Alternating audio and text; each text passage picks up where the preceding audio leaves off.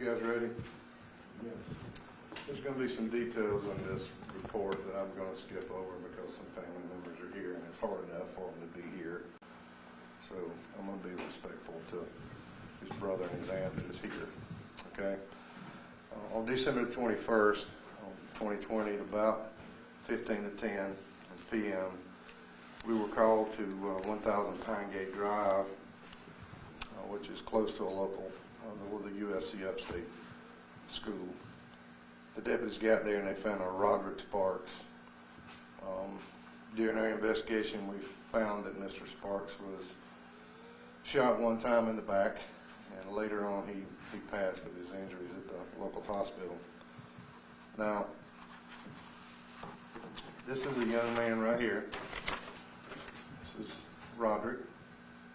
The young man was 23 years old. He didn't deserve this. He did not deserve this. So our team, I'm always bragging on our team.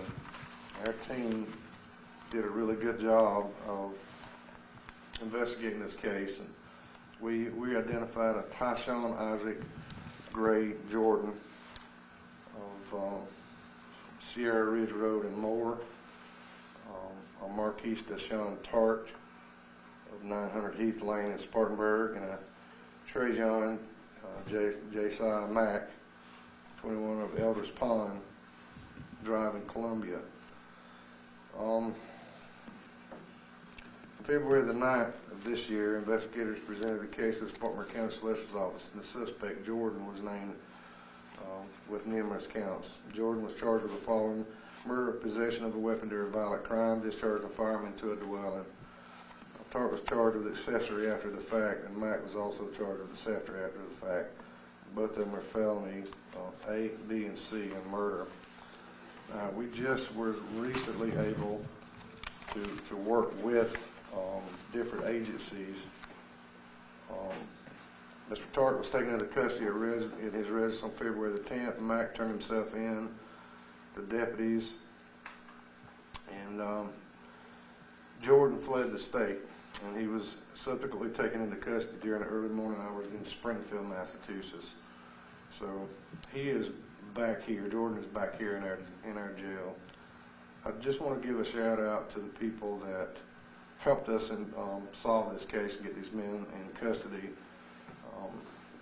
The Springfield Police Department Warrant Apprehension Unit, the Hampton County Sheriff's Department of South Carolina, the Massachusetts State Police Violent Fugitive Apprehension Unit, the United States Marshals Task Force, and of course the Spartanburg County Sheriff's Office. Very proud of how these men worked together to bring justice to this young man who was murdered. I spoke with the family this morning in my office, and I asked them to do something I'm going to ask you to do. I want you to pray for this family. A lot of people think that just because we've made an arrest, that the healing process starts, and all too often when we go to court and have to hear the things and hear the details of the case, it cuts the wounds right back open. We have Roderick's brother is here with us today, and I'm hurting for that young man too, and his aunt is here, and I'm hurting for her as well. But I am very proud of the way the Spartanburg County Sheriff's Department conducts this business and constantly goes after and does what they have to do to get these people in custody. The reasons why, I'm not sure. We'll send you a press release, and if there's any information in there that we can give out, we will. But it didn't really matter to me what the issue was, and it didn't really matter to me what the cause was. The issue is we've lost a young man who was in the prime of his life that shouldn't have been done that way. So I'm going to try to field questions if I may, and just please be mindful that the family's here, and I'm going to not say some things that you may need to know about, and I'll give you the reports, but I'm just going to be respectful to the family about some of the things, the details of it. But it's always a tragedy when you lose somebody, especially in this way. You know, I'm going to tell you that it's a hard thing for me to say this, but I'm doing it. I'm praying for these young men that we arrested for this crime too. You know, don't forget all of these people are children of God.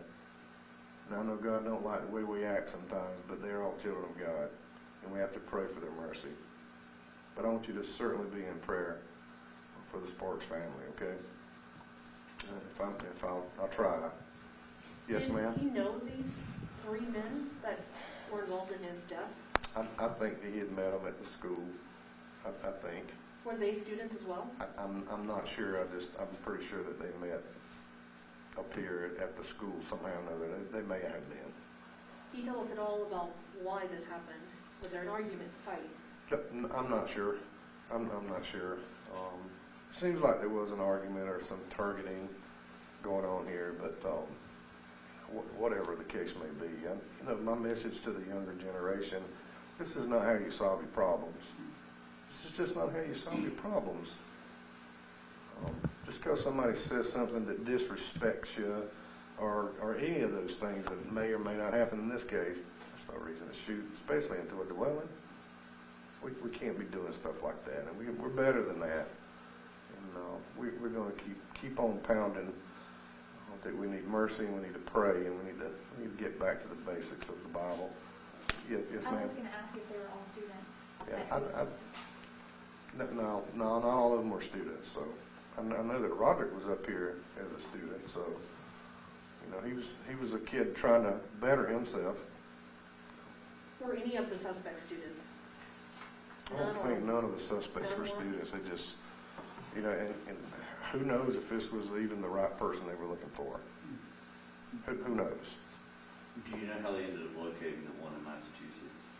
Just really good investigative work, man. We, you know, I really don't want to tell our tricks of the trade, you know, because people seem to adapt to that. But, you know, just good hard work, you know, talking with people who might have knew him. I didn't know if you knew if it was a traffic stop up there or. No, I think they actually went into his house. We had some information. The United States Marshals Task Force was a big hand in that one. So, and their tactics, I don't know how they got to him, but, you know, thank the Lord that they were able to find him, because somebody didn't help us, you know, and that's what I'm proud of about this community. People help us get folks in custody. You know, I know some guys that are even bad guys that'll tell you things you need to know, because they don't want it to go down like that either. So. Now, you said they fired into the home. Was this a drive-by, or did they go up to the door? I think they were out of the car, and this was closer to the house. It wasn't from a car, from what I gather. Was it through a door or a window? I think it was a door. Okay. Am I right on this? Yeah, my investigator said he fired through a door. So he was shot through the door in his back. Yeah. So the bad guys really don't even know if this was the same person they were looking for. So it makes no sense, and I can't make any sense out of it, and I'm not going to try to. It's just very bad. And we have a small group of people in our state and all around our country that think that that's the way to handle things, and you know, we're going to be very relentless in pursuing you. We're not going to be that kind of society. We're not. We're going to be a society that takes care of things. If somebody's wronged you, there are court proceedings. There are ways that you can go about getting your, quote, your money back, if that's what it is, or your property back. We don't mind helping you, but that's not the way to handle it. Is there anything you can share us about Roderick, what he was studying, or does the family want to talk to us about him? Yeah, I don't know that. I didn't ask him those questions, but He was studying business management. Business management? he's just trying to make a good life for He said himself. he graduated May before. Of this year? Yes, sir. Thank you. All right, guys, I think I've done about enough with this as I'm going to, and we'll send out the press release, but I want you to get another shot. This kid right here, this young man right here, was trying to do the right things. He was going to school, was trying to do the right things, and tragedy struck him. So I'm very thankful that we were able to speak for this young man right here.